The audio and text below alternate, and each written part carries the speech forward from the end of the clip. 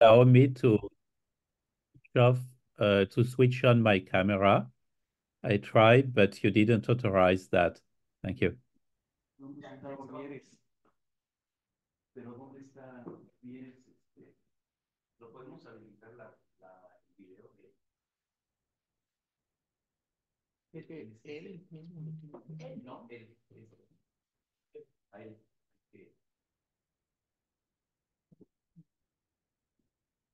Bueno, pues demos inicio. Sí, ya estamos.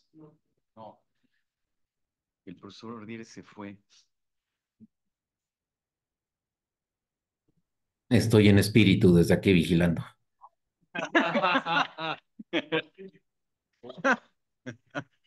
El dios de los filósofos.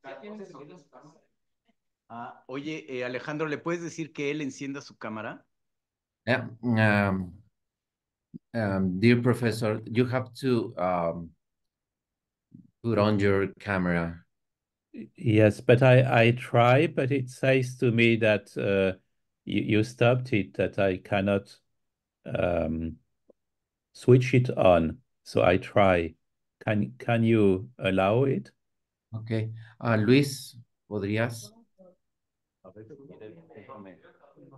Pues sí. Como co-host, para que no me quites todos los videos.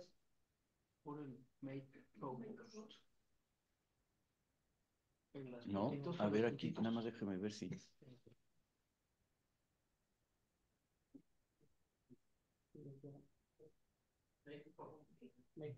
Luis, si lo puedes nombrar co-host desde ahí, creo que va a ser la manera más sencilla. Ahí está. A ver. Can you try it again? Okay. We can see you. Bueno, ahora sí. Thank you. Profesor Merle, guten Morgen, guten Abend, guten Tag en Alemania. Bueno, vamos a dar inicio a nuestro seminario,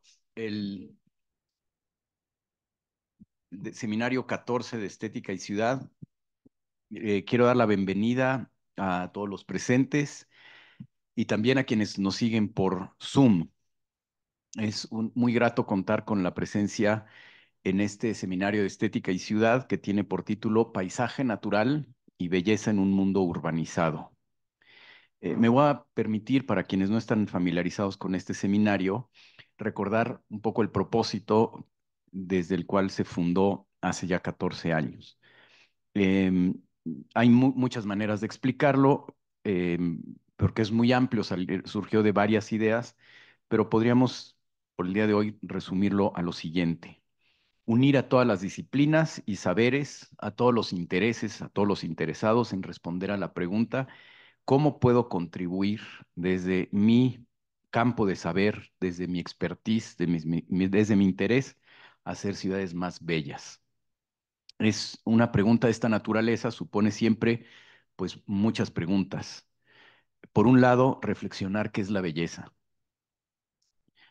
¿Cómo se vincula la belleza con el habitar?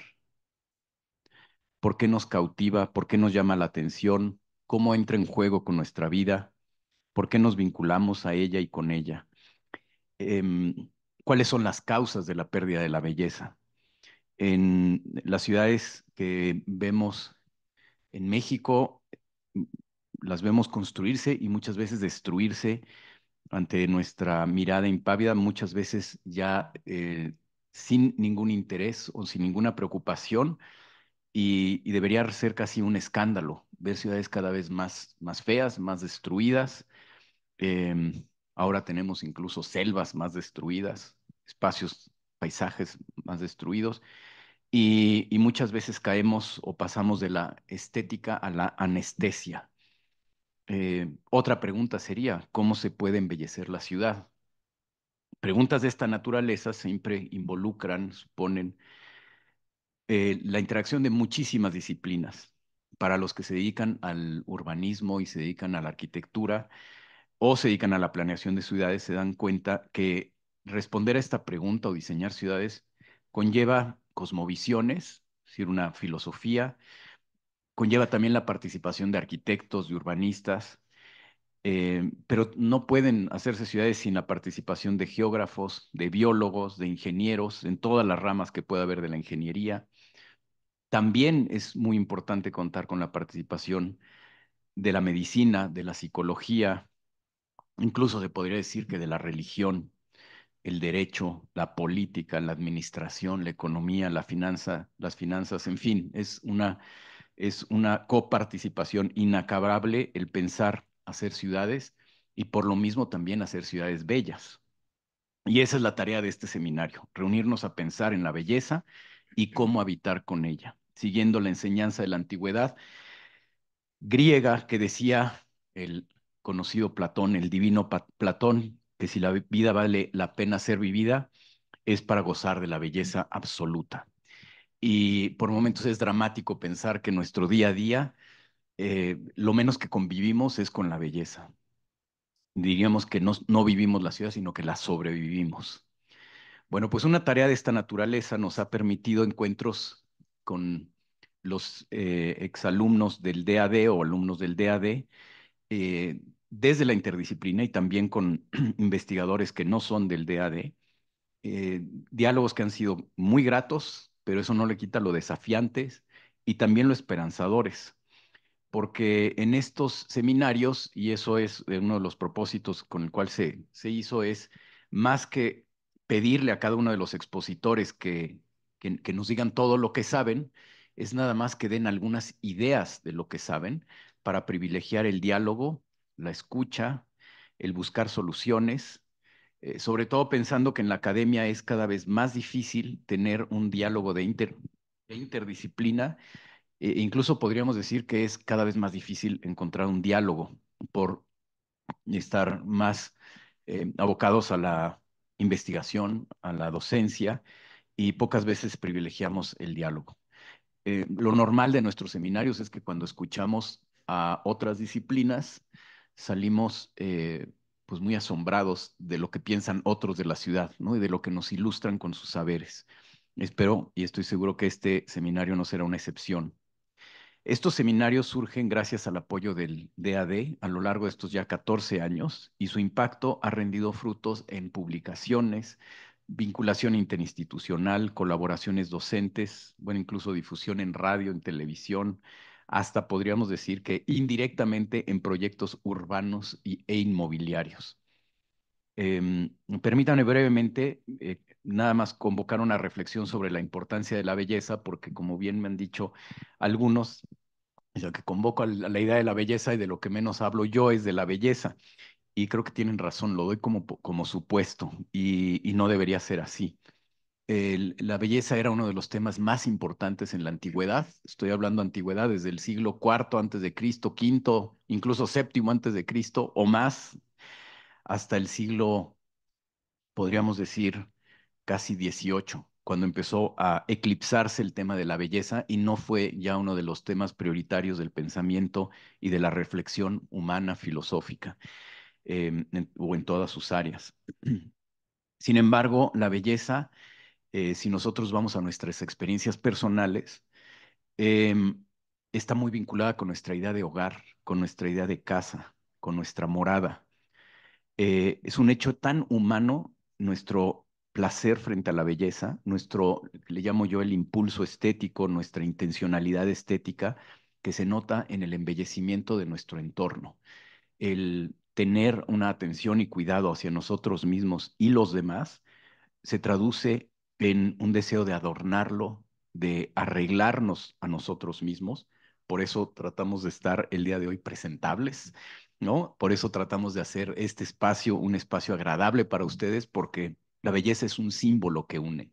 Es algo en donde convoca no a la subjetividad en el sentido relativista, sino a la intimidad. Y toda intimidad se comparte, por eso la belleza es un símbolo, porque buscamos, como en un regalo, expresar a la hora de donar el regalo, mostrar algo de quiénes somos para vincularnos con alguien a quien creemos que le va a gustar aquello que le estamos regalando.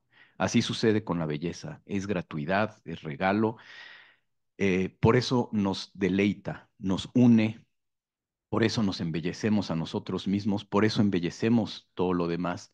Pero no solo eso, también la belleza se traduce en el gusto por contemplarla. En ese caso, contemplar, por ejemplo, una arquitectura bella, una ciudad, un paisaje. Y em, es una especie de consagrar el entorno en el que estamos y eso implica parte de la contemplación. En el caso del paisaje natural, es un imán que nos atrae por su belleza. Cuando descubrimos un paisaje bello, por ejemplo, una playa, una puesta de sol, el campo, en fin, háganse ustedes cualquier imagen que tengan de algún paisaje natural que les llame la atención, que les guste, que lo admiren, ¿no? Una montaña. Sentimos un cambio en nuestra vida, nos invade una tranquilidad, el reposo, la admiración, la alegría, incluso el respeto. Y no es raro que de ahí venga ese deseo de permanecer ahí, ¿no? De alargar ahí nuestro tiempo, incluso de fundar un hogar, de establecernos. Y quizás así es como empezaron las ciudades. No solo desde la necesidad, sino del gusto por decir, este lugar es bueno, es bello, quedémonos aquí. Bueno, esta bella historia no lo es tanto en el mundo de hoy.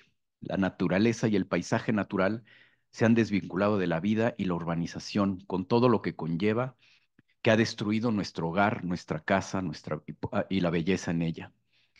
Factores son múltiples: la industria, la agricultura, los desarrollos inmobiliarios, la tala inmoderada, las guerras y sus consabidas migraciones, la economía, todo esto y más han lastimado el paisaje y con ella nuestra vida y nuestros relatos de historia personal. Bueno, podría extenderme en el tema, pero para eso va a ser el seminario, para poder hablar sobre estos temas y más. Concluyo haciendo 3 menciones y bueno, voy a ceder la palabra a nuestros presentes. Bueno, en primer lugar, agradecer a la maestra Erika Toledo Zurita, que conocen todos muy bien, alumna del DAD, quien ha sido también organizadora de este evento y que ha contribuido a darle una nueva cara al seminario, que ya lo veremos en las dinámicas que ha preparado, además de la vinculación que ha hecho con personalidades del mundo académico de grandísima talla. Y bueno, como yo se lo he dicho a ella muchas veces, siempre bueno, para mí es admirable en su calidad humana y su calidad académica, y es un privilegio contar con su amistad y con su expertise para este seminario. Muchísimas gracias, Erika. Y bueno, pues un aplauso para la organizadora.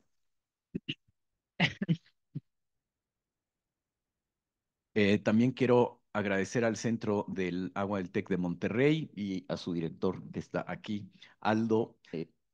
Quedamos, su apellido es Ramírez, perdón, con quien hemos desarrollado ya con Aldo es suficiente. Exacto, es que, bueno, su bonomía me ha llevado nada más a llamarle así Aldo. Creo que a veces nada más nos decimos doctor Aldo, pero bueno, con quienes hemos desarrollado desde hace ya algunos meses, casi creo que un año, una vinculación laboral muy profesional y dinámica.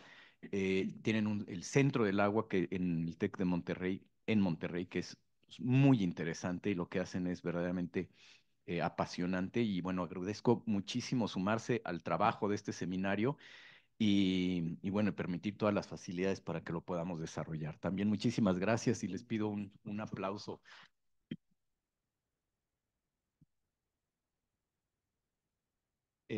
Bueno, no se puede dejar, no es último lugar, dos menciones muy importantes, o 3 sería al DAD, por supuesto, a nuestra directora, o no sé si ya es ex directora, Catalina Fleckenstein, quien estuvo llevando a cabo el seguimiento de este seminario y a quien debemos pues también la posibilidad de realizarlo, y bueno, pues a la insuperable ayuda de Alejandro Cadena, que, bueno, siempre ha estado al pendiente de todas las necesidades que tenemos para desarrollar este seminario, y pues yo diría que ya van casi como 7, ¿no? Que hacemos. Entonces, bueno, pues esto no sería posible sin tu ayuda, Alejandro. Muchísimas gracias. Y bueno, además, todos los que están aquí, que son exalumnos del DAD, pues pueden dar fe de eso, y también merece un gran aplauso a Alejandro.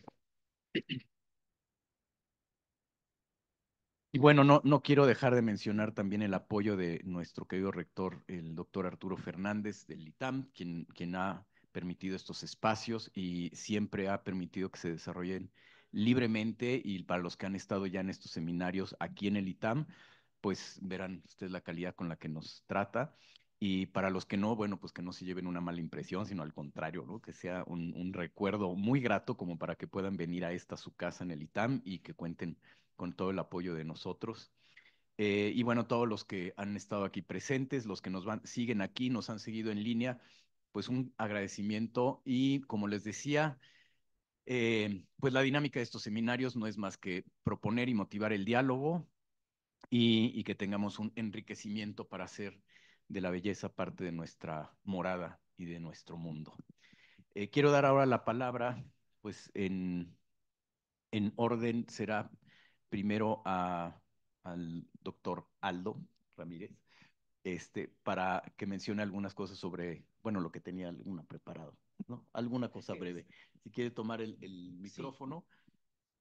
Listo. Muchas gracias, Juan Carlos, doctor Mansur. Doctor Mansur. Muchas gracias. Yo dije, a lo mejor va a dar la palabra en orden alfabético y de todas maneras me toca el primero. Aldo Alejandro. Sí, no, la D antes, sí, es correcto. Bueno, déjenme comenzar compartiendo con ustedes pues el gusto que me da coincidir con ustedes. La verdad es que, pues bueno, yo no soy alumni, ojalá y algún día lo sea. Ya estamos aquí negociando con Alejandro. Pero bueno, pues es un gusto enorme para el Tecnológico de Monterrey, para el Centro del Agua en particular, pues haber podido contribuir en la organización de este evento. Y pues bueno, muchas gracias de nuevo a Erika. Y por supuesto, pues al DAD y al ITAM, ¿no? Disfrutar de este precioso lugar, pues es mi primera vez aquí, Juan Carlos, así que lo voy a disfrutar todavía mucho más. Y déjenme compartir con ustedes nada más un poquito del Centro del Agua. La verdad es que en el Centro del Agua, pues obvio que nuestra razón de ser, pues es el agua, ¿no? Con todos los problemas, con todos los desafíos, pero con todas las oportunidades que ofrece ahora esta situación del recurso, cantidad, calidad, gestión. La verdad es que trabajamos en muchísimos de esos temas. Y en buena medida, como que casi todo lo que hacemos se enmarca en esto que, pues desde hace ya algún tiempo se maneja como el nexo agua, energía y alimentos. Están esos tres factores muy, muy ligados. Pero ahora en esta nueva etapa, yo regresé al centro hace pues un año y algo más. Erika tiene menos todavía. Pero hemos estado trabajando en darle pues un nuevo impulso al Centro del Agua, y una de las cosas que hemos hecho es que hemos tratado de meter en forma más explícita en ese nexo agua, energía y alimentos al ambiente. La verdad es que creo que nos faltaba considerarlo de una manera más relevante. Al final, pues la naturaleza es la que nos provee de ese recurso, ¿no? Sin todo lo que sucede en los bosques, pues entonces realmente no tendríamos ese recurso, ¿no? Al final ahí están las fábricas de agua. Eh, hay un proverbio chino que dice que quien domina las montañas domina los ríos. Y es cierto. Y a lo mejor hasta ahí le podemos poner también que también los acuíferos y luego y por ende pues todo lo que tiene que ver con el uso del agua en todos los contextos. Entonces estamos pues trabajando mucho más en eso para pues darle a la naturaleza, digamos, pues reconocer ese rol que tiene como proveedora del recurso. Estamos echando a dar algunas iniciativas. Erika les va a platicar un poco de una de ellas en un rato más. Ahora, fíjense que, bueno, y saben que pues nosotros estamos localizados en Campus Monterrey y con este episodio muy fuerte de crisis manifestada en el 2022 y que ahora la misma naturaleza nos está dando la oportunidad de pues de salir de ella y pensar en cómo podemos gestionar mejor el recurso. Y nos hemos enfocado mucho también en ciudades, que es parte pues, de lo que ahora también vamos a platicar, ¿no? La verdad es que yo personalmente pienso que muchos de los problemas relacionados con el agua están muy asociados con la forma en que crecen las ciudades y en general la forma caótica en la que crecen las ciudades.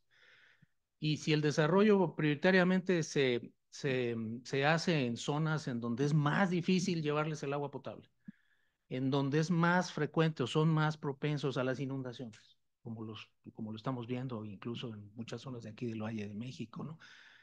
Pues entonces ahí nosotros mismos con ese desarrollo estamos creando la problemática. La verdad es que en particular, y yo siendo hidrólogo, pues tengo muy buenas expectativas de lo que voy a escuchar en esta mi primera ocasión en este seminario acerca también del tema de ciudades, ¿no? Y cómo pues podemos armonizar la solución de la problemática que generan las ciudades, pero también desde ese enfoque de lo estético y de la belleza, ¿no? Al final, pues tendremos que hacer quizás obras, infraestructura y todo lo demás, pero pues no tiene por qué necesariamente estar peleado con lo bonito. Así que créanme que voy a disfrutar mucho el evento. Y simplemente nada más para terminar, déjenme decirles una cita que leí que luego ni la inteligencia artificial pudo decirme quién la dijo. Es probable que a lo mejor no se atribuya a nadie, ¿no? Pero creo que esa transmite en buena medida nuestro enfoque nuevo en el centro del agua, ¿no? Y la cita dice que pues la naturaleza es una obra de arte, pero sin duda que el agua es una de las más bellas pinceladas. Así que, pues, a disfrutar el evento. Muchas gracias. Gracias por la invitación. Gracias. Muchísimas gracias, doctor Aldo.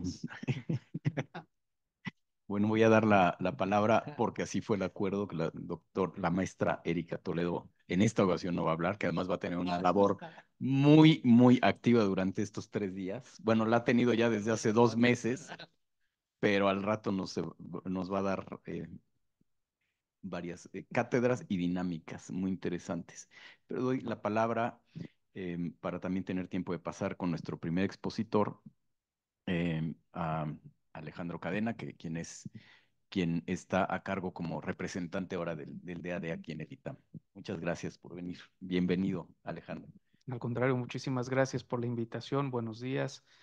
Para mí es muy grato estar en representación de la Oficina Regional del DAAD para México, Centroamérica y el Caribe, acompañándoles el día de hoy.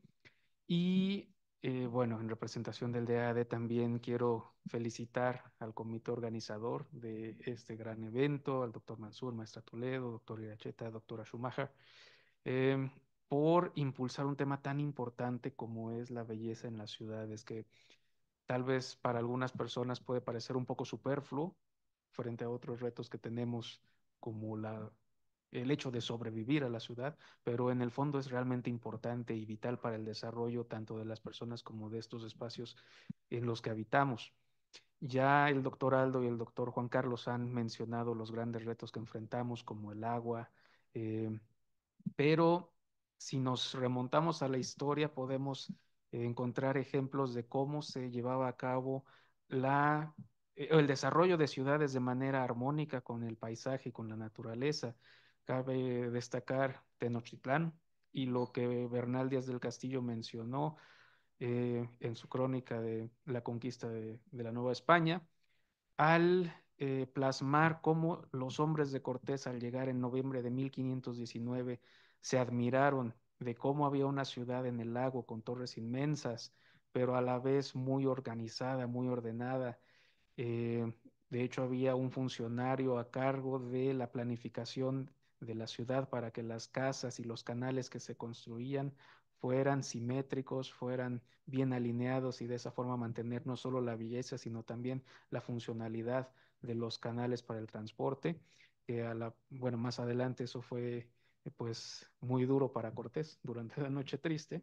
Eh, pero bueno, basta ver imágenes de cómo era la Ciudad de México, Tenochtitlán, en ese entonces. Pero también en la actualidad vemos que hay países en los cuales se están planeando nuevas capitales donde todo va a quedar a 15 minutos de la casa propia. Y bueno, eso vamos a ver qué tan bien o qué tan viable resulta en el futuro. Para nosotros es muy importante como DAAD impulsar el diálogo, la reflexión en todos estos temas desde las diversas disciplinas que ustedes abarcan, porque el impulso a este tipo de seminarios es en primera instancia para que ustedes como exbecarias y exbecarios puedan colaborar entre sí, mantener la vinculación entre ustedes y también con nosotros y con universidades tanto en México como en Alemania. Eh, También celebramos mucho la participación virtual en este seminario, lo cual permite que alcancemos pues rincones mucho más lejanos de la Ciudad de México y de otros países. Y por supuesto agradecemos al comité organizador por su gran esfuerzo, a todas y todos ustedes como ex becarias y ex becarios del DAAD por acompañarnos y por su interés y entusiasmo en participar. Agradecemos también a todas y todos los conferencistas que nos van a acompañar el día de hoy de forma presencial y de forma remota. Y les recordamos que nosotros estamos siempre abiertos y con todo gusto dispuestos a apoyarles a través de los programas que ofrecemos, ya sea a través de nuestras becas para estancias de investigación o doctorado completo, o si tienen candidatos para maestría también, con mucho gusto podemos asesorarles y apoyarles para que cumplan este objetivo en Alemania. Y por supuesto también a través de nuestros programas institucionales que fortalecen la cooperación o ayudan a establecer cooperaciones entre universidades de Alemania y de México en un sinfín de temas.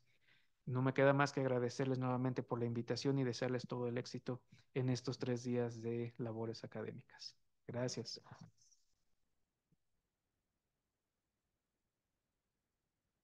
Muchísimas gracias, Alejandro. Y bueno, pues vamos a dar inicio a nuestro primer bloque, que sería el bloque que corresponde más a la parte de que llamaríamos como cosmovisiones, donde se involucran temas como filosofía y temas relacionados también con, por supuesto, con teoría de la belleza. Y vamos a dar la palabra a nuestro expositor, que era el expositor inicial que iba a estar aquí en México, pero por cuestiones de premura, de complicación de salud, incluso no pudo asistir con nosotros presencialmente, pero está ahora en línea. Es el doctor Jean-Christophe Merle, que además es el primer expositor que tuvo el Seminario de Estética y Ciudad. Yo lo tuve de profesor en Alemania, en Tübingen, con un curso. Bueno, en realidad no tomé clase con él, iba a asesoría con él. Bueno, ich hoffe, du verstehst, Jean-Christophe, ¿no? Si no, ich übersetze weiter, ¿no? Pero en gran medida la tesis de doctorado salió a esas poderosísimas 3 veces que lo fui a ver, que es creo que demasiado tiempo para ver, en los que han ido a estudiar a Alemania, creo que ver a un Herr Professor Doctor 3 veces para una tesis creo que es ein bisschen zu viel, ¿no? Como decía, un poquito demasiado. Bueno, el profesor Jean-Christophe Merle, bueno, esto para hablar de su conocimiento que tiene sobre la estética, ¿no? Mi doctorado fue sobre finalidad y belleza en el pensamiento crítico de Kant. El profesor Merle es desde 2013 profesor de la Universidad de Bechta en Alemania. Realizó su doctorado en Friburgo, Suiza, gradándose en summa cum laude. Su principal foco de trabajo son las áreas de filosofía del derecho, filosofía política, así como Kant y el idealismo alemán. Desde 2004 es profesor honorario de la Universidad en Saarbrücken, la Universidad de Sarre. Ha sido profesor de la Universidad de Lorraine, Nancy, Tours en Francia y otras universidades en Europa y Norteamérica. Fue miembro de la Fundación Alexander von Humboldt de la Universidad Georgetown, Washington, D.C., y entre sus publicaciones se encuentra Johann Gottlieb Fichte, Bases del Derecho Natural, así como El idealismo alemán y el concepto de castigo. El doctor Jean-Christophe Merle, como siempre, se ha entusiasmado mucho de este seminario y de los temas que aquí convocamos. Ha sido verdaderamente una pena que no esté aquí porque además él disfruta mucho estar en México y ha llevado experiencias muy buenas. Esperemos que pronto pueda estar aquí nuevamente de forma presencial y va a hablarnos en esta ocasión de el tema qué es exactamente la belleza natural en la ciudad y por qué aspiramos a ella. Pues bueno, es un tema, un título creo que muy atractivo para iniciar nuestro seminario, así es que si gustan pasamos aquí enfrente y escuchamos al profesor Merle. Herr Professor Merle, dann hören wir uns dich zu. Kannst du anfangen, wenn du willst? No, you Yeah. can start when you want. And Sure. uh, Thank you very much. welcome. Muchas gracias for your warm welcome. I thank you, of course, first you, Professor Juan Carlos Mansour, we know for approximately 30 years now. I thank you to the two colleagues who have introduced the session, Aldo and Erika, as well as for the invitation that you extended to me. I thank you. I would like to thank um, Alejandro Cadena for the invitation, as well as Juan Carlos. It's not the first time that I will speak at eTime. I was already a few times at eTime at your invitation, Juan Carlos, and always very glad to be at eTime. But it's the first time that I will be online.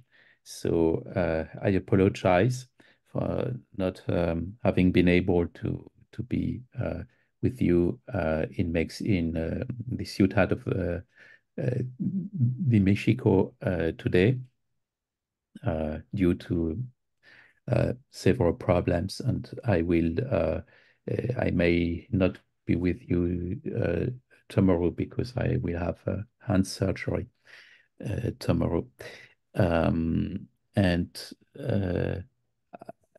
I especially miss you, miss the possibility to be present at ITAM and in Mexico today, because when talking about beauty, and not only about cities, but beauty of the country, the countryside. I was in Puebla, I was in Oaxaca. You showed me how beautiful Mexican landscape can be, and also the architecture. So it's a very relevant location to talk about beauty. I will share my screen in order in order for what I will say to you to be more understandable. I try it. So can you see it? I assume you can, but I'm not sure. Can you see it? Please show me or tell me whether you can see my screen.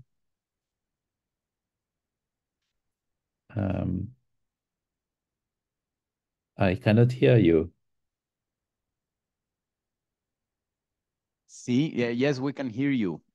And you can see the screen. I see that. Okay, now See you the screen, yes. You can see the screen. Okay. And you can put it on presentation mode. Yes, that's what I will do right away. So it's better. Should be better now. Thank you. Okay. I thank you Prima. very much. So that will be, and I can understand most of what you say in Spanish from the Portuguese, from the French, from the Italian, from the Latin, but unfortunately I cannot speak Spanish, so that I will speak in English. But I will try to understand your questions later on during the discussion in Spanish, if you would like to ask them in Spanish. So what is exactly natural beauty in a urbanized world, and why we aspire to it? Okay, so natural beauty. Oh, I have to arrange my screen in another way. Okay, natural beauty in the city is mostly, even in public gardens, primarily not beauty of landscapes. I know landscape is the topic of this workshop, uh, but it is the beauty of some living beings. Namely, it is neither the beauty of geological nor of animal beings, but instead of the flora, that is of plants, flowers, and trees, both in public gardens and in in private gardens and in public spaces. And part of this natural beauty is intended beauty, such as this one. And I try to move. Yes, this one, my picture. So if it's not so beautiful, that's my fault. But part of this natural beauty is, or another part is unintended beauty, such as the following one. That's so my picture, or that one. And part of this beauty is not natural, but it imitates nature, such as this one. That's not natural. That's plastic. Sometimes does the insertion of natural beauty in the city, um, uh, uh, sometimes is the insertion of natural beauty in the city a failure? For instance, in this case, that's also my picture.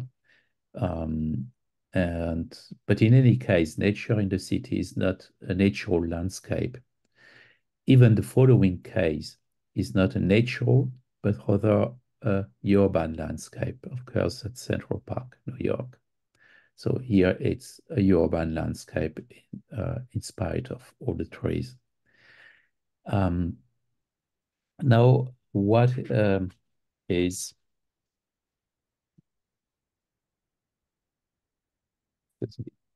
is natural beauty outside a city? No, not inside a city. Natural beauty outside a city is mostly referred to landscapes, and more precisely to natural landscapes. And here is a current example. That's the referendum about the future of our nature and our landscape, the so-called biodiversity initiative. We have to vote on that in Switzerland. I'm living in Germany, but I'm Swiss citizen too. And we will vote on that on September 22nd. And it seems to me interesting, not only for Switzerland, but because of because of the views that are displayed in this initiative. So, and namely, I'd like to focus on what are the protected objects on which the referendum is called. There are 4 categories. First category, natural spaces. It means biotopes, marshes, areas of bird and frog reproduction, etc. Second, that is our topic today, landscapes. And I quote, highly valuable landscapes are registered in the Federal Inventory of Natural Landscapes, Sites and Monuments, and the Inventory of Marsh Sites. So you see it was ordered in another block with sites and monuments. They were the points 3 and 4. Before I say that, so what is nature? It means 1 and 2, nature that is protected. It is something that amounts to approximately a quarter of the territory. Third category that was initially put together with landscapes are built sites of historical interest that's expressly formulated, and transportation ways of historical interest, bridges or an ancient Roman way. And the categories 3 to 4 amount to approximately 20% of the built sites. So you see the bigger part is that, what is nature, natural spaces and landscapes. And the argument is mostly about natural spaces, less about landscapes. It is not that I cut only one sentence, but it's the only sentence that explains what it is about. But whereas there are no illustrations of such protected natural spaces, first category, there are 9 illustrations of such protected landscapes, which I show quickly, and I will comment on them not individually, but as a whole. So the first, second, third, fourth, fifth, sixth, seventh, eighth, ninth. And this inspiration these landscapes are inspired initially by the following. And here, of course, you recognize one of Claude Lorrain's painting, that's Pastoral Scene from the 17th century.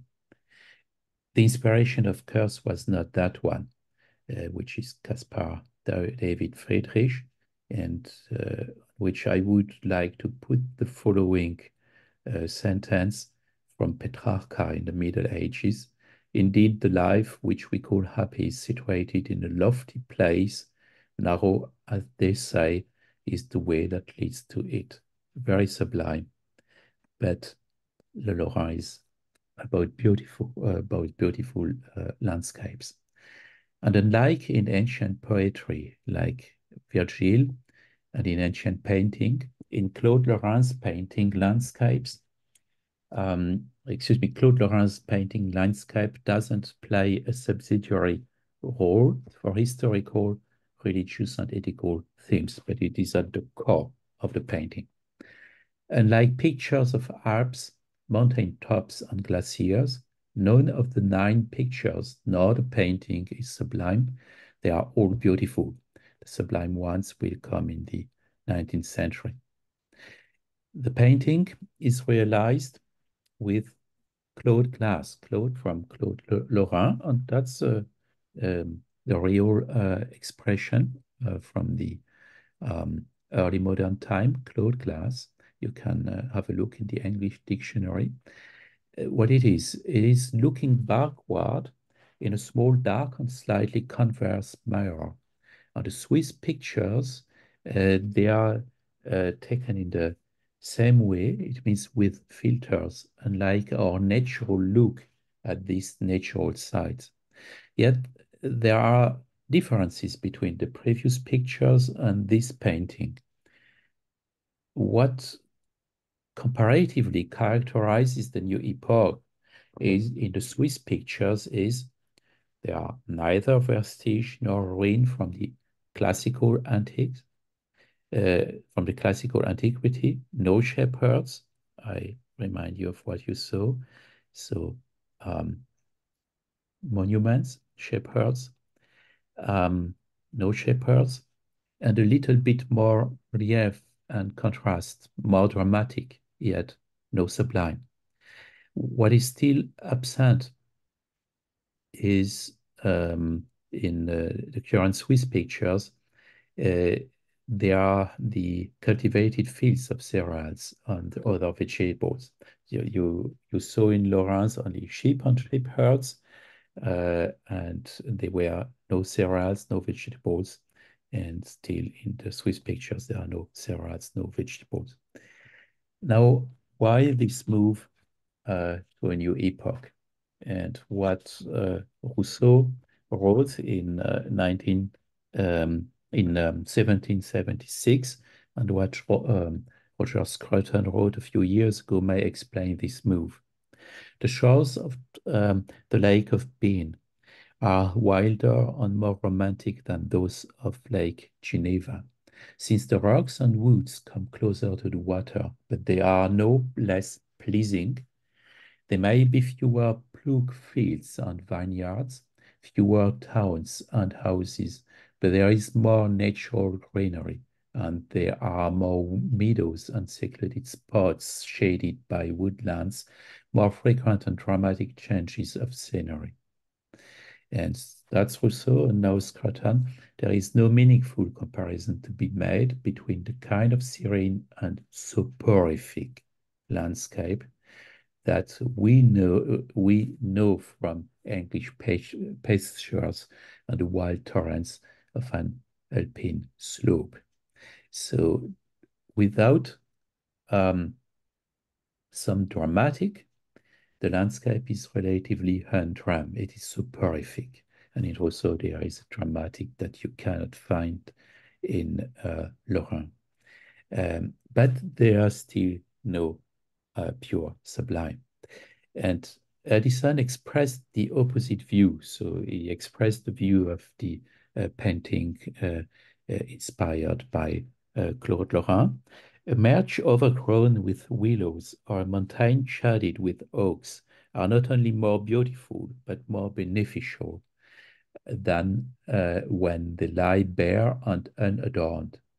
Fields of corn make pleasant prospect, and if the walks were a little taken care of that lie between them, if the natural embroidery and the meadows were helped and improved by small additions of art, and the several rows of hedges set off by trees and flowers, that the soil was capable of receiving, a man might make a pretty landscape of his own possessions, and it may become a garden, and not only an aesthetic garden, but also a pleasant garden to be in.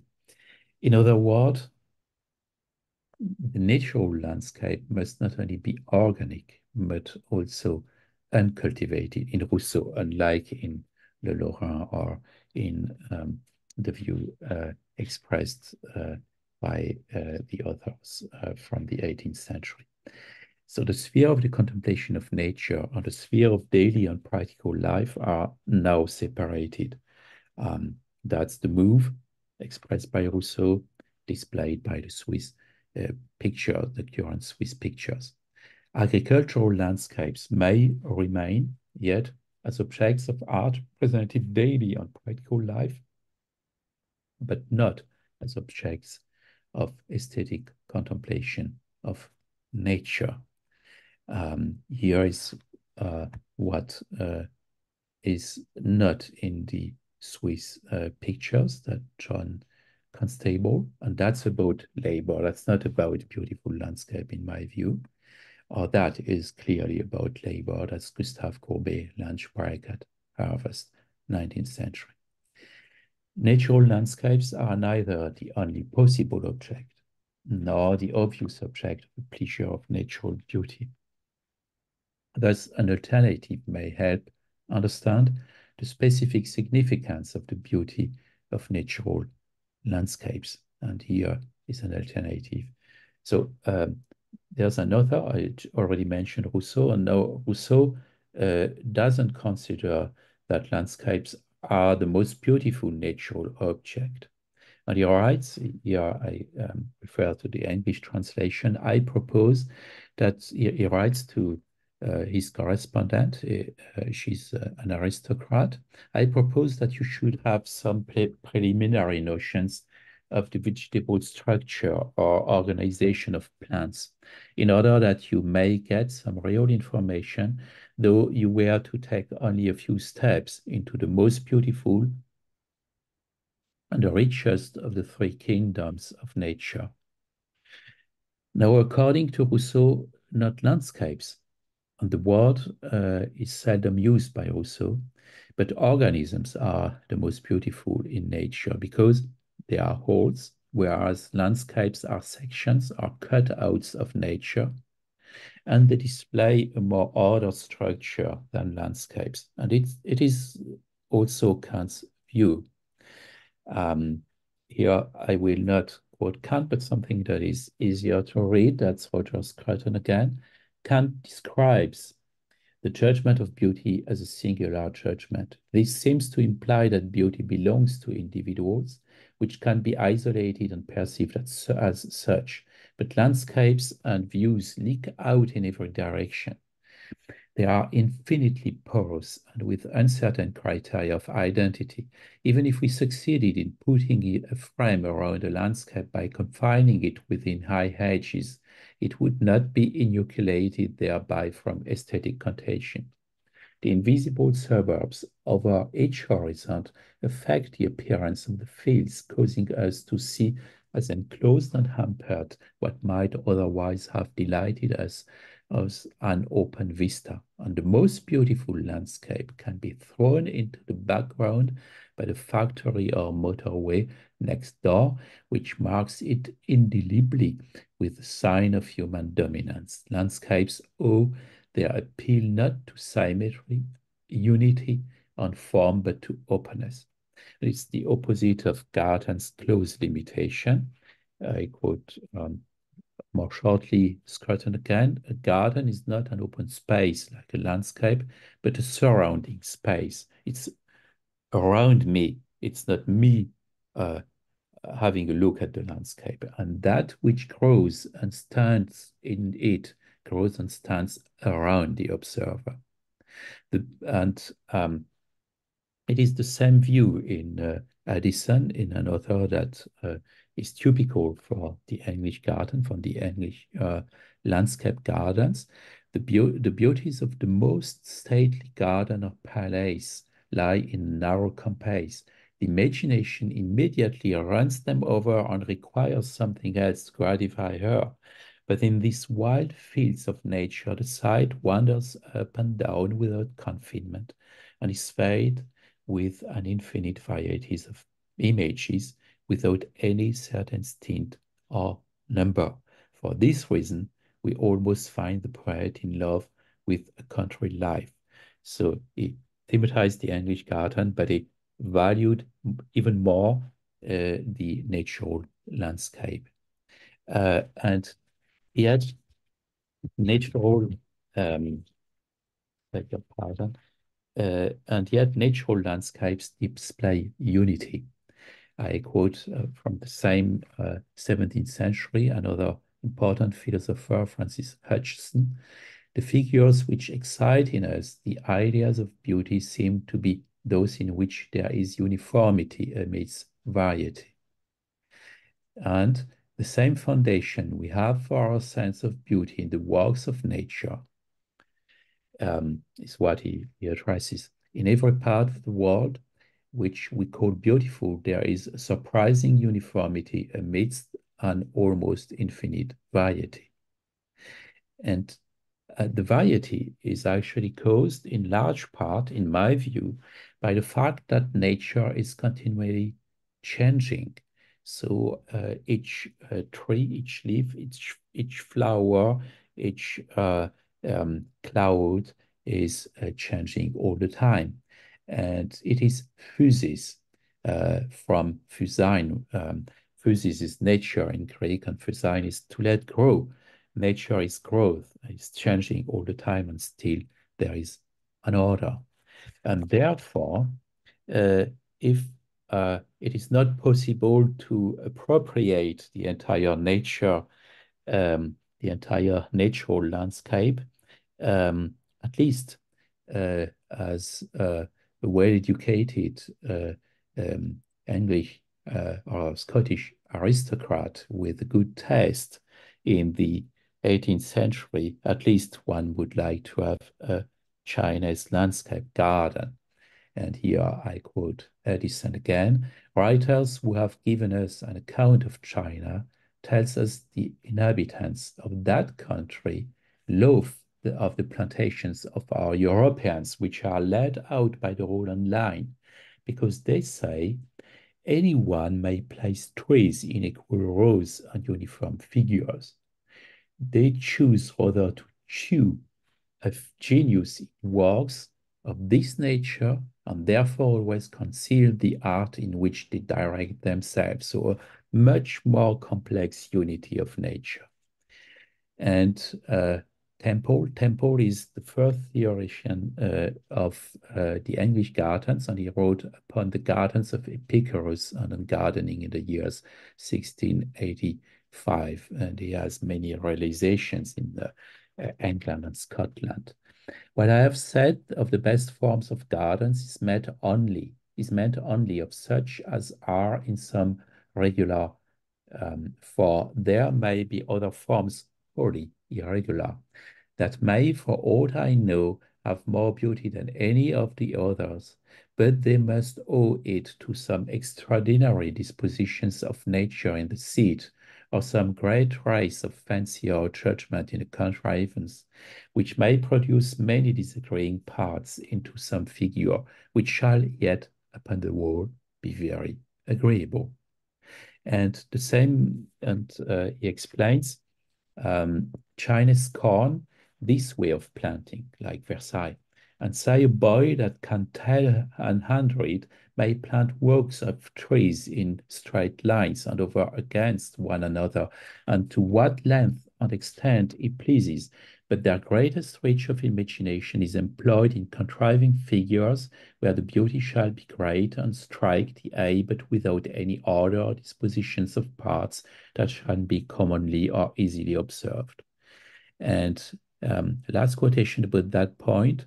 Hence it is that we take delight in a prospect which is well laid out and diversified with fields and meadows, woods and rivers in those accidental landscapes. It's only artistically accidental landscapes of trees, if it's a garden, of trees, clouds, and cities that are sometimes found in the veins of marble and in a word, in anything that has such a variety of regularity as may seem the effect of design in what we call the works of chance. And a cup of tea can illustrate that at that time, so China's cup of tea. So that's what is lovable. Palace of Versailles, forget about that. That's what is the most beautiful. The old summer palace in Beijing, that's for the garden, or such a wonderful natural landscape from China. Or now you can still visit that, the Yew Garden in Shanghai. And Chinese garden,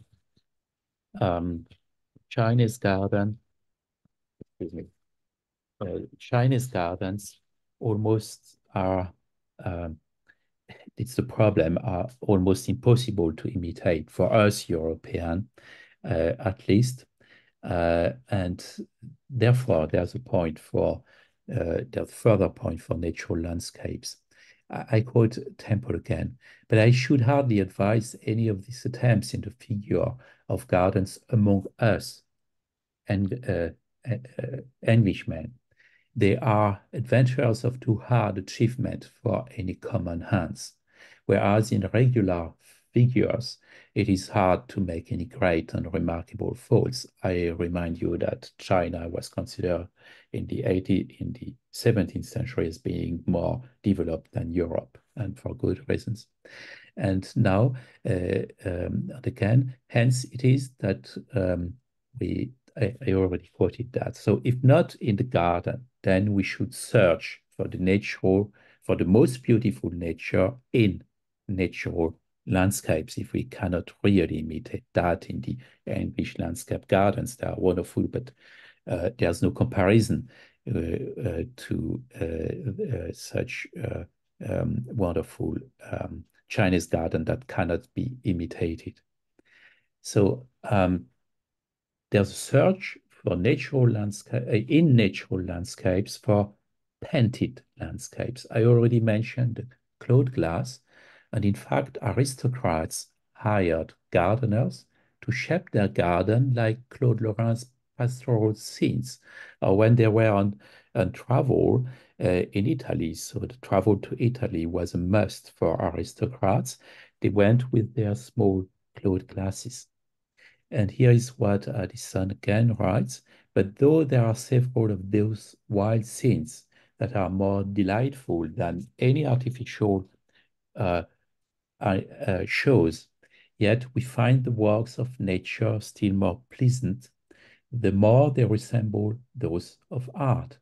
For in this case, our pleasure arises from a double principle, from the agreeableness of the objects to the eye, and from their similitude to other objects. So it may be paradoxical, but nature is still considered as something, is still not only considered as something that is an object of arts, but when one is in nature, one wants to see it as an object of art through this glass, with nature in the back and seeing it in this black mirror. So why glass? Because in French, mirror and glass has the same word, I guess so. And unlike products of art, the beauty of natural landscape is not referring. That's an important point. Beautiful landscapes are no painted landscapes, no products of art, even looked at with this closed mirror, closed glass. What distinguishes art from nature, hence natural landscapes and painted landscapes, is the following. Art products are representations, that is, they refer to something else, and more precisely, they are representations with symbolic dimension. I quote Nelson Goodman, a current philosopher of arts. 3 symptoms of the aesthetic of arts may be syntactic density, semantic density, and syntactic repleteness. And all 3 features call for maximum sensitivity of discrimination. Syntactic and semantic density demand endless attention to determining character and referent given any mark of the system, and relative syntactic completeness in a syntactically dense system demands such effort at discrimination along, so to speak, more dimensions.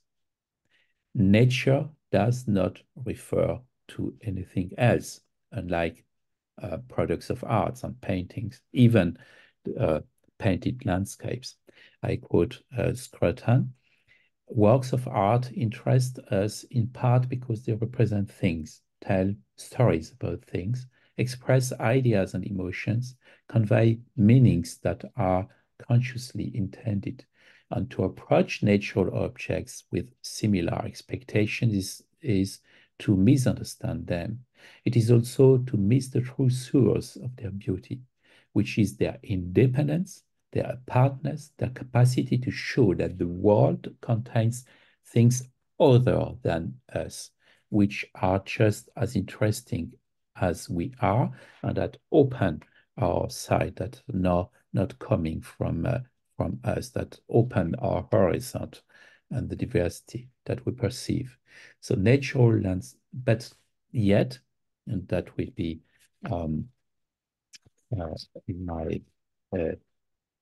my penultimate. Professor Merle. Yes, 5 minutes. My penultimate point. Okay. Natural landscape are selected according to emotional filters. It's not mere nature, but rather cutouts of nature. And in this way, they are directed by emotional filters like the following ones. I quote Burke and other great authors of the 18th century. On the whole, the qualities of beauty as they are merely sensible qualities are the following. First, to be comparatively small. Second, to be smooth.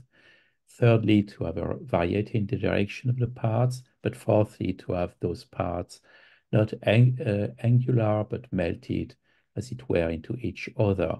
Then there's delicateness, brightness, clearness of color, etc. So they are things that are pleasant for us and directly pleasant. And this explains the following statement by Scruton.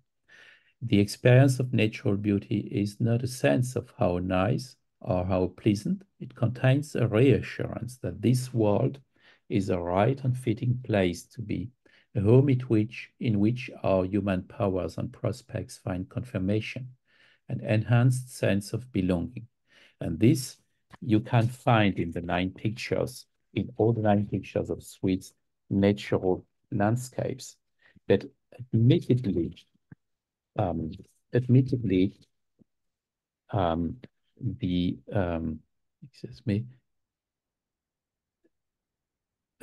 it doesn't exhaust all aesthetic experiences of nature. And that was not my penultimate, but it was my last point. So exactly 30 minutes. Thank you for your attention. Thank you very much.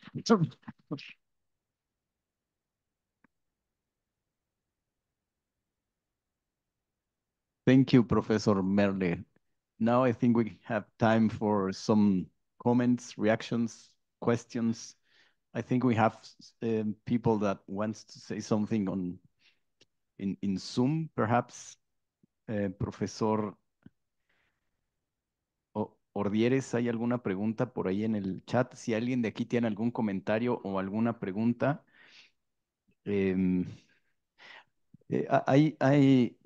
I wanted to ask you something because I was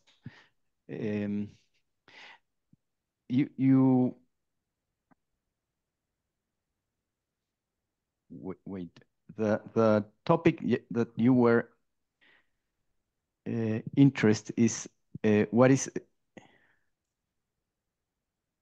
exactly this natural beauty in cities, and why are we eager or want to, ¿cómo dicen, aspirar a ella? We long for natural beauty. What would be the answer for that question? Because you spoke about gardens and the difference, which was very interesting between the Chinese point of view of gardens and nature and the European one.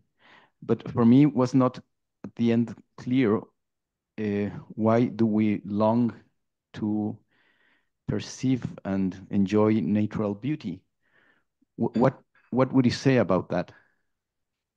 Well, I address different points, and I didn't talk about that in the city because I referred to your to the title of the entire workshop, which is, I translate from the Spanish, natural landscape and beauty in a urbanized world. So I consider the world and not only the cities, the world that is always more invaded by cities. That's the reason why I did so. And I noticed that what we like what we find the most beautiful in the cities, they are organisms. And organisms, they are a wonderful complex order, and an order that is the order of a whole. It means it's close unity. And at the opposite of the landscape. And that's the reason why some authors focus on that, like Rousseau. That's what we like, and many, many authors before focused on that. But what is specific, why we also like to have landscapes that we do not have within cities, but outside the cities, they are, in my view, as I tried to show, the following things. It is a very, very complex unity. So unity, but of something that is very complex, and this complexity is changing all the time. So you have a huge diversity, a huge openness that that the human being cannot influence, or only very partly. And if it's a natural landscape, that is not an agricultural landscape, the influence is limited somehow, even though there are no longer jungles in most parts of the world, but only in some very located parts like the Amazonas. But still, we do not influence that. It's always moving. It's very rich, but there is a unity. We like that. So it's an interest of our, it's not only a cognitive interest, that's a strong aesthetic interest. And at the same time, and that was my point about arts, there is a unity of arts. When we select a landscape, we do not choose to come with closed eyes and then open our eye in any location at random, but we select that. we consider that as if it has been painted. So it's a work of nature and at the same time with work of art. So it's comfortable for us, very comfortable. And the last comfortable thing is that what we select in these natural landscapes for beauty is something that is precisely that has the smoothness, etc., that I mentioned.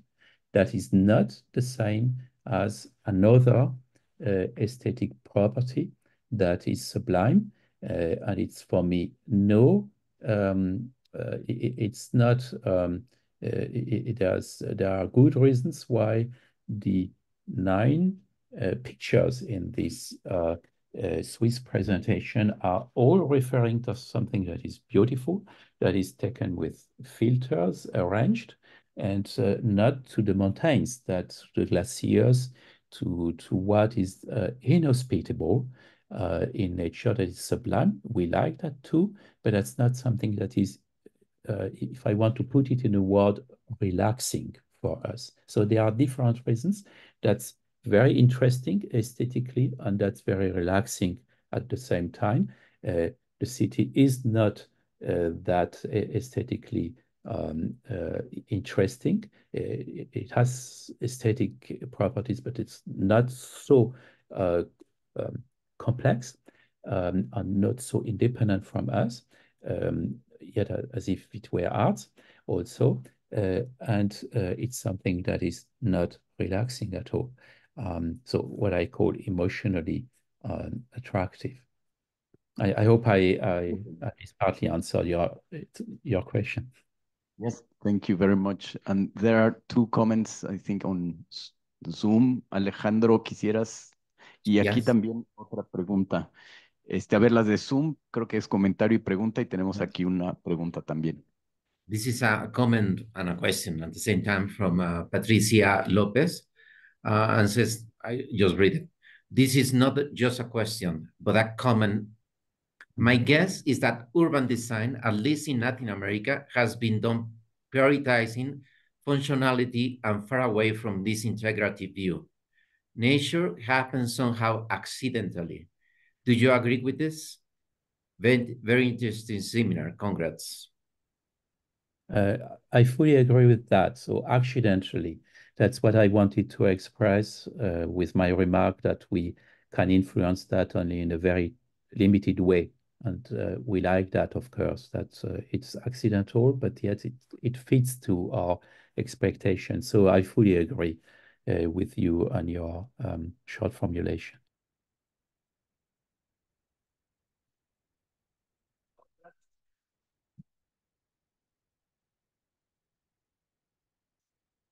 And la otra, Alejandro, de una vez.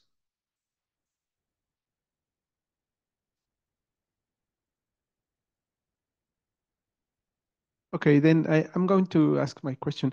Professor, a very interesting seminar. Thank you for your talk. I just will have a comment. In this example of beauty, the point of view of the Chinese and the point of view of the French, when you compare Versailles versus the Chinese garden, that means that the concept of beauty is not universal. Depends on the social media or the society where you live, or how would you define the concept of beauty? Because it seems that, okay, beauty for me, for other people, it's quite changing concept. Then how it's possible to uniform a beauty concept, or it's just something really ethereal and maybe not touchable, intouchable concept? Thank you. Yes, that's a very difficult point. Of course, I know that Kant claims that beauty is something that pleases universally, without concept, but universally. There is a point that can be kept from Kant, which is the disinterestedness, and it originates in this 18th century. So the separation between the practical sphere, so the pictures from Kant's Paul and Courbet, and the aesthetic field. So, the expression disinterestedness is already present in the English and Scottish discussion before Kant. And it's something that seems to be acknowledged to be universal, at least at a certain stage of the development of mankind. There's 5,000 years ago, approximately, from the anthropologists, there appear the sense for aesthetics. So more remote human beings or ancestors were not able to that. That's one universality. Now, of course, you cite the French, the Chinese, but I noticed that this French garden, there were one epoch, so they were mostly the 17th century. So and then happens the English garden, and the English garden has been diffused in all Europe. Like the French gardens were found in England too at that time, in Austria, everywhere. So you can find in France many English gardens as well. So I would not say, and much Chinese influence as well at the same time. So it was more, I would consider like that, like Hegel. So different parts of the world may have their own epoch, period of time, but they may then be recognized universally. As I see the fact that the China's aesthetic had widespread first to England and then to other European countries, as an indice that there that a universalization of taste is as a processes has some likeliness on that we may like, for different reasons, different kinds of aesthetic objects. We also like cities, we also like paintings, we also like functional things, we like design, but for very different reasons. And my purpose was only to explain for which reason we like today natural landscapes. It was not to deny that there are other objects of beauty, as I mentioned at the very end. I would in no case like to exclude other objects, and I noticed that they can be diffused, like, for instance, also African arts has been diffused in Europe in the early 20th century in a colonial time, but we all admired that and still admire that. Does it answer your question? Thank you, Professor Merle. We have two questions more No, from. vamos a moverlas para la siguiente mesa. De cualquier modo, creo que el profesor Merle va a seguir conectado, escuchando, porque tengo la impresión que así será. Ahorita le preguntamos. Pero vamos a darle por el momento un agradecimiento con un aplauso y dar pie al siguiente. Professor Merle, thank you very much. Vielen Dank. If you want to stay on, in case you have, but because I know you're very busy, the next talk will be from Professor Iracheta. You know him already. So if you have time, okay. Thank you. Bueno. Muchas gracias. Buenos días. I will stay today, but I said tomorrow I have a surgery intervention. I will stay today, but not in the European night. Okay. Muchas gracias. And I can understand most of what you say because of other languages originating from Latin. So French, Portuguese, Italian. Thank you very much. Así es, muchas gracias. Hasta luego, hasta pronto. Bueno, pues vamos a dar ahora inicio a nuestra segunda charla, que es del profesor doctor Francisco Iracheta Fernández. si quieres pasar. Y está aquí ya precargada tu presentación por si quieres. Sí, la tomas de ahí, la puedes iniciar. Y aprovecho para decir algunos datos. Está en el... Tienes que... No, tienes que salirte porque está en el... espera, es que está en el escritorio. A ver, deja.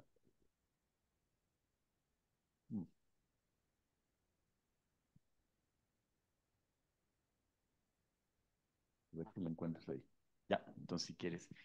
Bueno, mientras tanto, leo rápidamente. El doctor Iracheta es doctor en filosofía con honores en la Facultad de Filosofía y Letras de la Universidad Nacional Autónoma de México. En 2007 realizó su investigación doctoral sobre la ética kantiana en la Universidad de Bielefeld, Alemania, con una beca en doble tutoría otorgada por la Universidad Alemana y el Servicio Alemán de Intercambio Académico, el DAD. Es profesor investigador de tiempo completo en la Universidad de las Américas en Puebla y docente en la Escuela de Humanidades de la Universidad Anáhuac en Puebla. Su área de especialización en docencia e investigación es en docencia e investigación en la ética. Perdón, en docencia e investigación es la ética. Es miembro del Sistema Nacional de Investigadores y ha publicado artículos sobre ética teórica y aplicada en revistas especializadas en filosofía nacional e internacionales. Y bueno, no lo incluye aquí, pero pues también es un especialista en el pensamiento, el romanticismo alemán y muy interesado también con estos seminarios de estética y ciudad. Doctor, muchísimas gracias. Bienvenido. Muchas gracias, Juan Carlos. Pues muchas gracias a todas, todos, evidentemente al DAAD. Creo que todos nosotros debemos parte de nuestra formación académica a esta noble institución. Y bueno, pues gracias nuevamente por estar acá. Yo voy a hacer una presentación pues bastante ligada en ciertos aspectos con la de el doctor Christoph. ¿Mejor este? Ok. Sigue siendo un marco bastante filosófico del que voy a hablar, como digamos esta cosmovisión de la que nos hablaba Juan Carlos en un primer momento. Y bueno, pues esto es parte inicial de un trabajo que estoy realizando ahora, que ya he escrito algo sobre ello, básicamente sobre un poeta romanticista alemán, Friedrich Schlegel. Y bueno, pues no se trata de una presentación acabada en el tema, es lo que decimos un work in process. Y bueno, pues espero dejar más preguntas para que podamos ir dialogando. Entonces, la intitulé El romanticismo del habitar poético.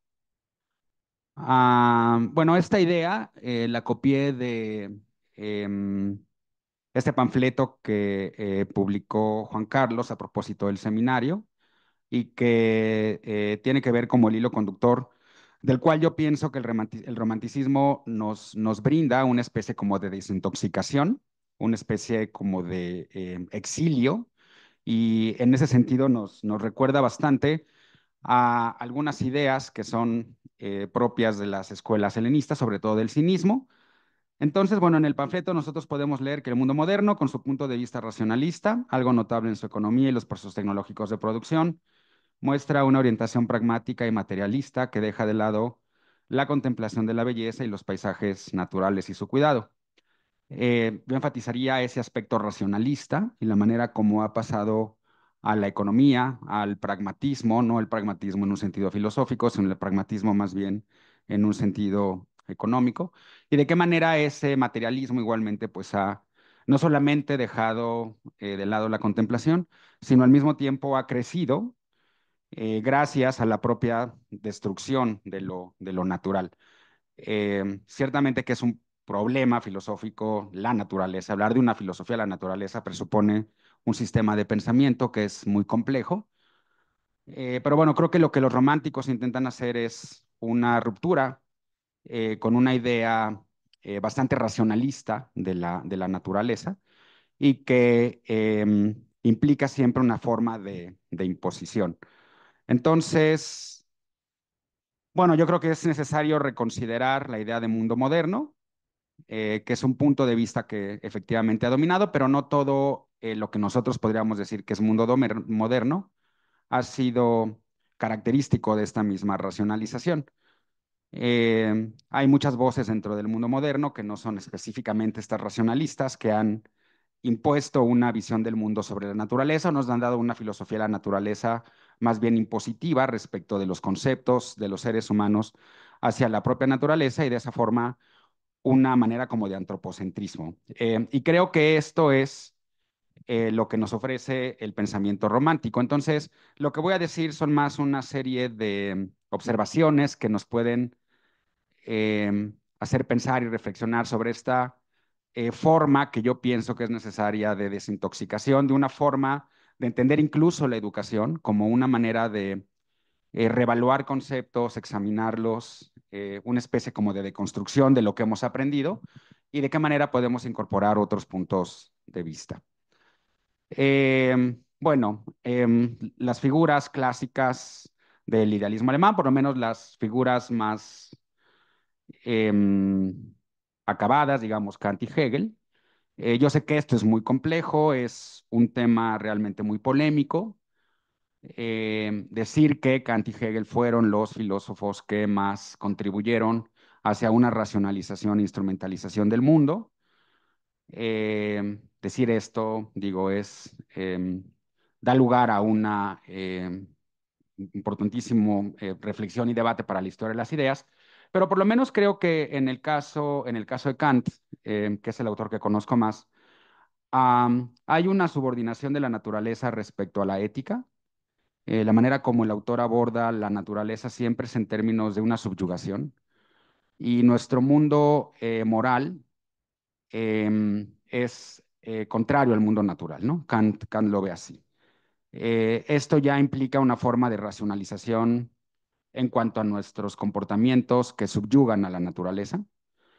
Y por otro lado, la idea que el propio Kant también tiene de la naturaleza, más en un sentido, como decía el profesor Christoph, universalista, pero de ninguna manera conceptual, y que da lugar a una serie de ideas como un juicio reflexionante que no es un juicio determinante y que no implica de ninguna forma un conocimiento de la naturaleza. Hay un desfase entre lo que la naturaleza es en sí misma y lo que nosotros podemos saber o conocer. Y creo que este sentido de mantener la naturaleza de esa forma, conceptualmente hablando y filosóficamente, nos mantiene en una especie de vínculo de extrañeza con la naturaleza, ¿no? Ahora, pues conocemos también el trabajo de estos dos importantísimos teóricos de Frankfurt, Max Horkheimer y Theodor Adorno, que pues ellos criticaron mucho el tema del desencantamiento del mundo en la Ilustración, de qué manera la Ilustración no cumplió con su proyecto justamente ético y político y más bien se fue instaurando hacia un mundo específicamente instrumentalizado, ¿no? Y en donde tomábamos más en consideración una razón instrumental que una razón en sí misma. Servirse de la naturaleza para dominarla por completa, a ella y a los seres humanos, no ha sido sino totalitaria, que es la visión que tienen estos autores, ¿no? Entonces parto de esta concepción crítica. Y bueno, pues retomo aquí algunas ideas que propone el filósofo Martin Heidegger, que igualmente es una posición muy polémica, la manera en como algunos autores piensan que Heidegger politiza el arte o la naturaleza es una de las condiciones básicas del discurso político del nazismo. Esto igualmente hay que pues analizarlo, reflexionarlo, ¿no? Algunos especialistas en el romanticismo consideran que estas posiciones son muy peligrosas. La manera de naturalizar y relacionarlo con la política puede conducirnos a callejones muy oscuros y muy problemáticos. Pero bueno, tomando esto en cuenta, la historia, nuestra herencia, lo que hemos vivido como humanidad y como especie, creo que puede dar cabida todavía a una reflexión que habría que tomar y que puede darnos alguna orientación. Em, lo que dice Heidegger a propósito de cómo hemos construido en la naturaleza y la manera como nos hemos olvidado del propio habitar, creo que es algo algo interesante. Tal vez si lo desvinculamos un poco o más bien bastante del ámbito político, o hemos aprendido la lección de lo que ha significado esta vinculación entre lo político y una filosofía de la naturaleza y hacia dónde puede llevarnos, podríamos quizá con cierto cuidado desmantelar estas ideas y tener una posición pues no peligrosa en este sentido. Lo que me gustaría rescatar es esta idea que él propone acerca de el habitar y el vivir, que es una idea que viene de la propia palabra morar, de la propia palabra latina, mores, que significa este hábito o este mundo que es nuestra propia casa y que de alguna forma pues tiene que ver con el mismo concepto del cuidado, una ética del cuidado o una ética de la precaución, que se vincula notablemente con una posición estética naturalista y sin lugar a dudas ética, ética también. Y bueno, pues el trabajo propio de Heidegger, como pues los filósofos y las filósofas sabemos, tiene mucho en deuda con el romanticismo, sobre todo con la poesía de Hölderlin, un poeta romántico del cual diré algunas palabras. Y Heidegger se apoya mucho en las propias ideas que los filósofos románticos propusieron para esta visión que él tiene acerca de un morar con cuidado, de un habitar con cuidado, un refugio, una guarida, una morada que sea ese habitar ético, que al mismo tiempo no está desfasado de una concepción poética.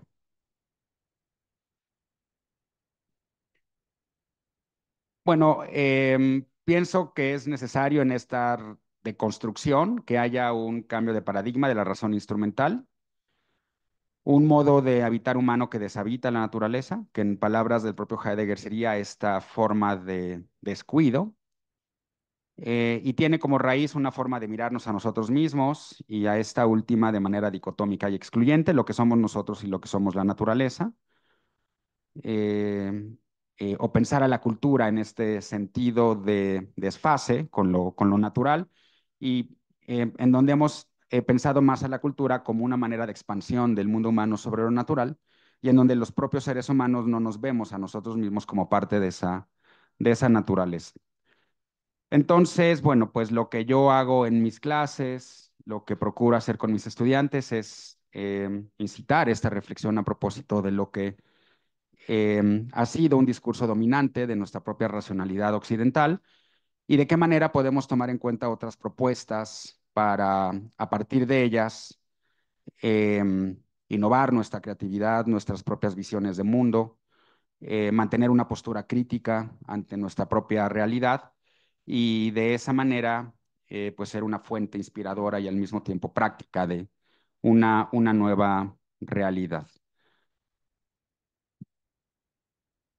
Bueno,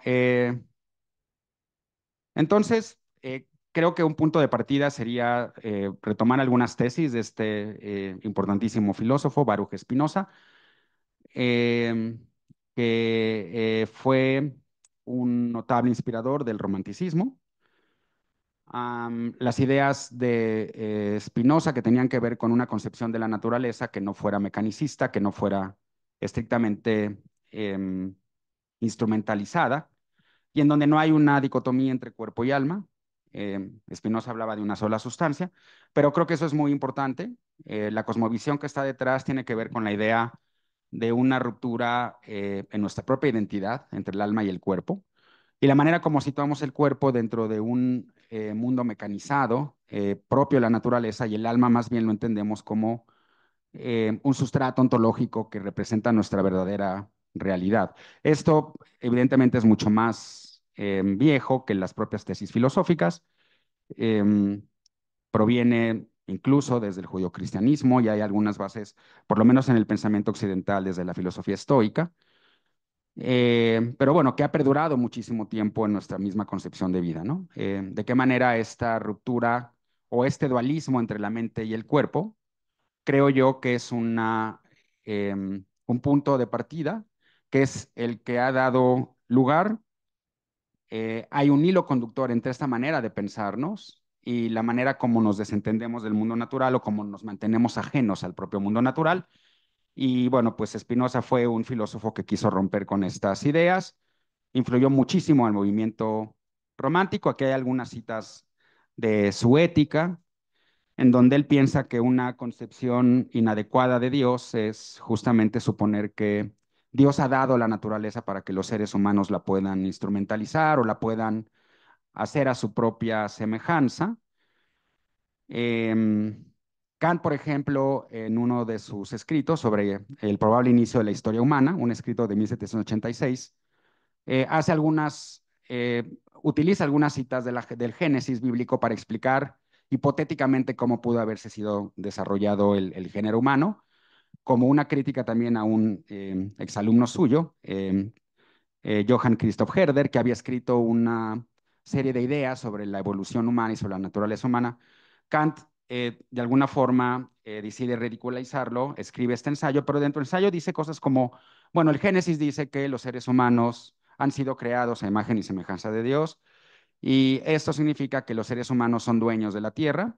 En realidad, la piel de la oveja no le pertenece a la oveja, la piel de la oveja le pertenece a los seres humanos, y hasta que los seres humanos decidan, esa piel tiene que regresar a ellos, ¿no? En forma de vestido o alimento. Creo que esa es una de las visiones que culturalmente ha tenido muchísimos efectos en esta forma de entender a la naturaleza, en donde los seres humanos son amos y maestros de la misma.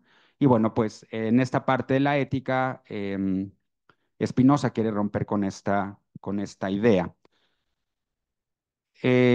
Tanto Kant como Hegel fueron filósofos que criticaron mucho las ideas espinosistas, pero al menos importantes miembros del círculo de Jena, como Friedrich Schlegel, su esposa, el joven Schelling, Fichte, cuando llega a la Universidad de Jena,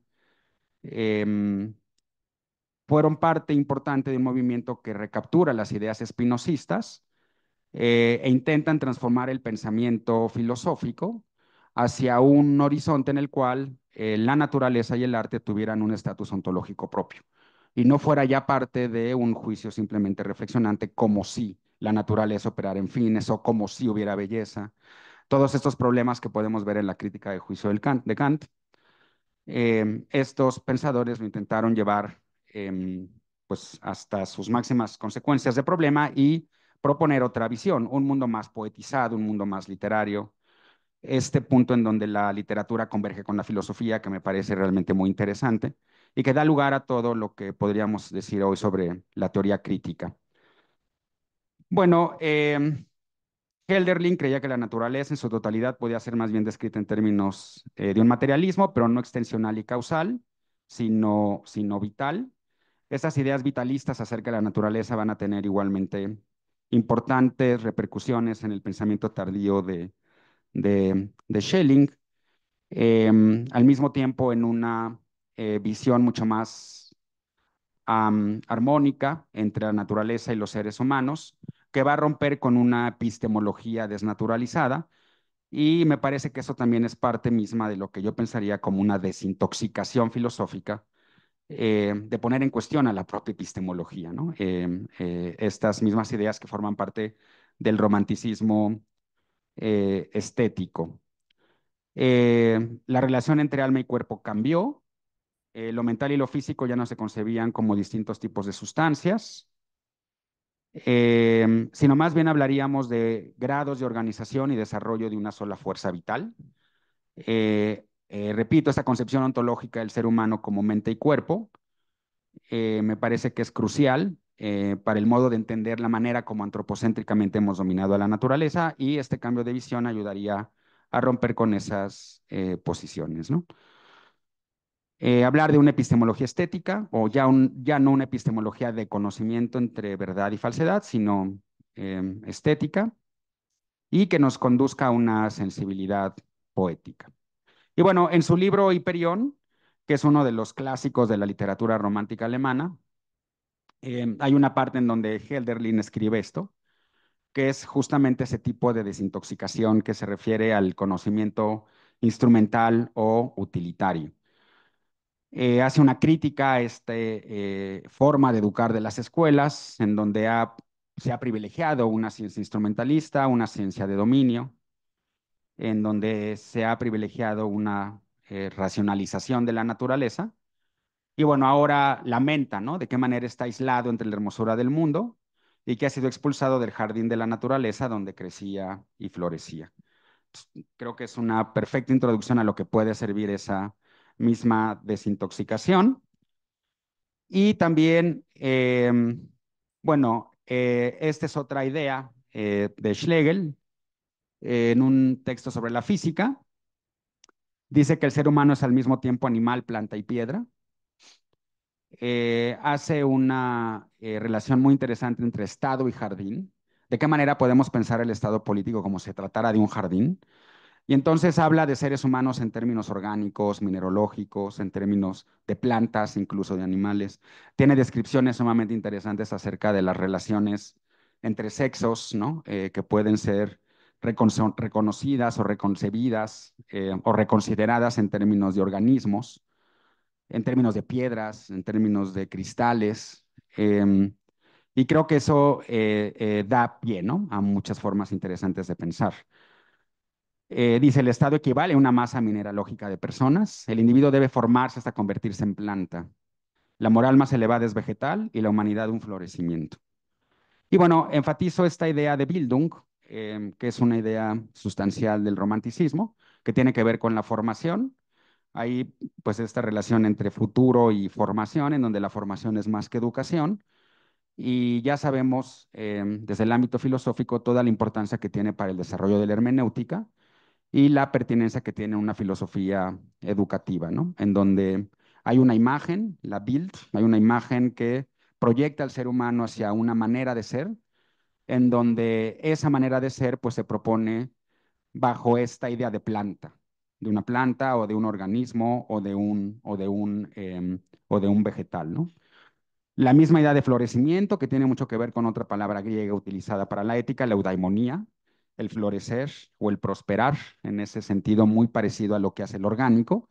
Y no es casual que también estas filosofías rompen con posiciones del deber kantiano, frías elaboraciones o elucubraciones acerca de lo moral, y recuperan nociones más bien de virtudes, ¿no? Muy cercanas al pensamiento griego. Ok. Bueno, me gustaría, como forma de conclusión, simplemente citar algunas de las ideas que están presentes en los cuadernos literarios de Schlegel, que muestran este habitar poético y estas relaciones que tendríamos con lo orgánico, con lo vegetativo, con lo mineralógico. Él dice que nuestro poetizar es animal, nuestro pensar animal y nuestra vida vegetal.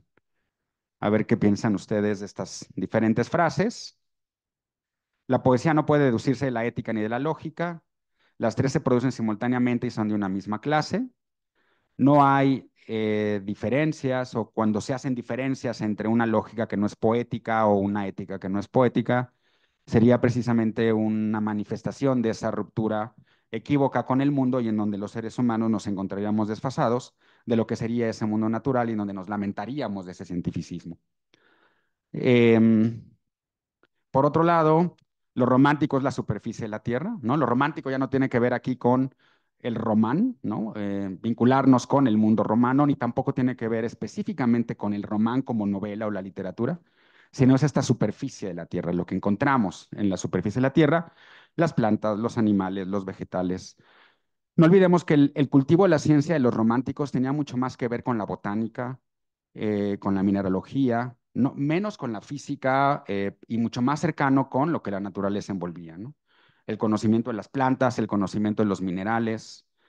eh, Novalis era minero, por ejemplo, ¿no? Muere a una edad temprana por cosas de salud que tenían que ver con su trabajo en las minas, pero conocían de manera muy cercana cómo funcionaban los minerales en la vida orgánica. Y eso me parece excepcionalmente interesante y algo que debemos de recuperar. Toda vida comporta un matrimonio con la tierra y la naturaleza, así que no hay que divorciarnos en este sentido. ¿no? Hay que mantener este ámbito erótico con la naturaleza y la tierra. Todo goce consiste en un engullir y aparearse, pero también en un respirar y florecer vegetativos. Del mismo modo, pueden considerarse y tratarse todas las cosas, y en ello consiste precisamente el arte del placer, que es por tal cosa mucho más que un arte. Sensibilidad por lo infinito en lo vegetal y lo animal, ¿no? Y dice que la auténtica poesía de la vida. Entonces es una forma de vivir poéticamente cuando nos vinculamos de una manera identitaria con esto, que es lo vegetal y lo animal. Y bueno, pues muchas tesis posthumanistas hoy en día que son críticas del antropocentrismo han recuperado igualmente estas visiones del mundo. Y finalmente, toda formación es solo imitación. Vean cómo hablamos nuevamente de la formación, de la Bildung. Toda comunidad y unidad del individuo se encuentran en y a través de la naturaleza. La naturaleza y solo ella ejerce el dominio sagrado. Em, Esta idea de lo sagrado no está ya en una concepción del alma humana, en donde fuimos creados por Dios a su imagen y semejanza, sino de todo ese misterio que representa la misma naturaleza. Entonces, bueno, pues estas son algunas de las ideas que yo quería presentarles. Eh, les comento nuevamente, se trata de cosas que yo estoy pensando ahora y que voy a procurar articular de una mejor manera para tener una posición pues más sustancial y más justificada de lo que podría ser la propuesta romántica de estos autores eh, en relación con este tema de la naturaleza. Hay mucho que considerar acerca del arte, la distinción que se establece entre arte y naturaleza también. Y bueno, pues mi síntesis es la necesidad de reivindicar nuestra relación estética con la naturaleza y la animalidad, eh, que nos proporciona una mejor comprensión de nuestra propia vulnerabilidad naturalizada y la forma más humana de habitar, cohabitando nuestro planeta, ¿no? Volviendo a algunas de estas ideas que el propio Heidegger decía. Y bueno, pues muchas gracias por su atención.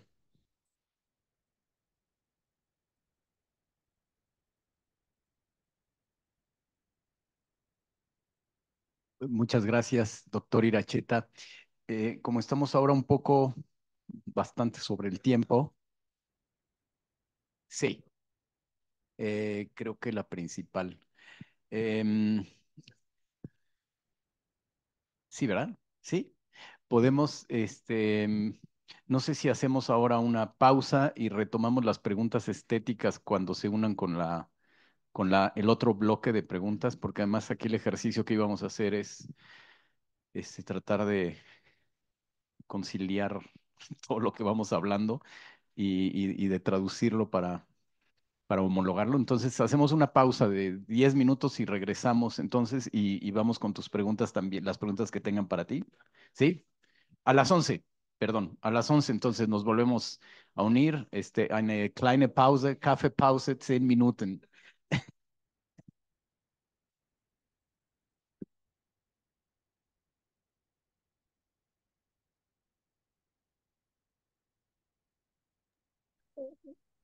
Juan Carlos?